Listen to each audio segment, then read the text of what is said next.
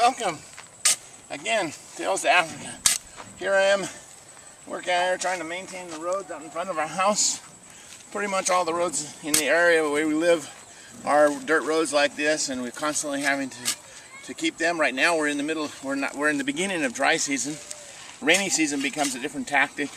The work you saw over there was just trying to keep us so when the rain comes we don't get a big lake right there between our houses here. But to me, today I was going to tell you about the tales of our trip around doing a what we call a tournée, or visiting the different regions. I'm working in the CE departments of our church in Christian education.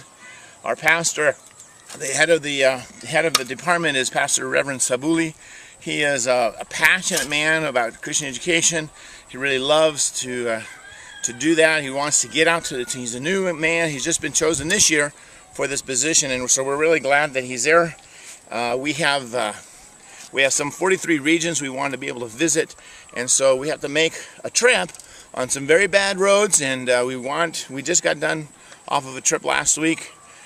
We got to visit 6 regions, but we ended up having to travel some 1,000 kilometers to get to all the different regions. And boy, did we have a trip. I mean, it was a really hard trip along the road. We got stuck several times on the road. And the last day, the last village that we were going to, the region, Dua region, we were heading that way. We got there. We started getting on the main road. We had another maybe 20 miles to go, and we got stuck about 10 o'clock at night. We were going down some very bad roads. It had been raining, and we got to this one area, and the road got really bad, and our truck got stuck in the mud. And we got actually stuck once, and we got ourselves out, and we got a little bit further, and we got stuck again. And at that point, we got ourselves out of that time, and I said, you know, if we had another hour and a half to go. We were going to get in really late at night. I says, you know, we just need to turn around and go back to the main town. That's about another 25 kilometers the other direction, and spend the night there and reconsider our trip to Dua. And so we turned around and we went back in the very same hole that we got stuck in just about 20 minutes earlier. We got stuck once again, and this time we got stuck. And we all night long we tried to dig ourselves out of this hole. We dug, and every one of us, we got there about 10 o'clock at night, and we dug in the hole. We were in the mud, and our whole clothes just got completely muddy. And we worked. We had this great chauffeur that he was working his tail off more than the rest of us. He really just working hard, digging underneath the church, climbing underneath the truck in the mud. And we could not get ourselves out, and we were there all night long. At 5 o'clock in the morning, it starts raining on us, and I think, oh man! So in our muddy clothes, we just climbed back into the truck, and we said, you know, let's just wait out the rain, and we'll start again. We had no other choice, and we couldn't call AAA or anything, so we were stuck there.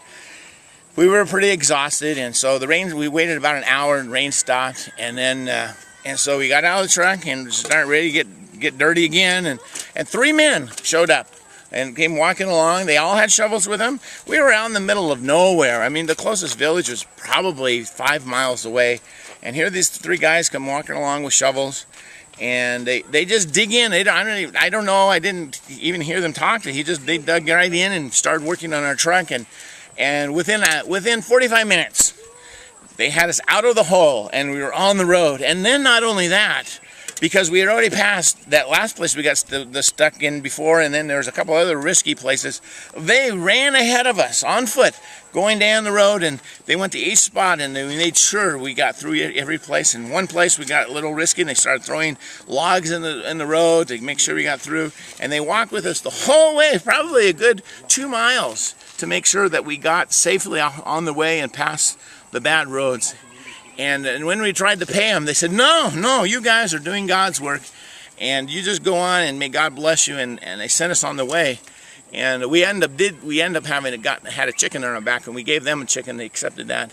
But you know, after we got on the road, I turned to Reverend Sabuli and our church secretary and the secretary of the department. I said, you know, those guys were angels. We just met. God sent us angels to help us through the roads, and I mean, we tell this story all over the place here, and no one believes us that they did not ask for anything. Everybody does work expecting to get some kind of a pay, and these guys, in God's and with God's blessing, just sent us on the way, and we were like really amazed. And I said, you know, God sent us angels to help us through that.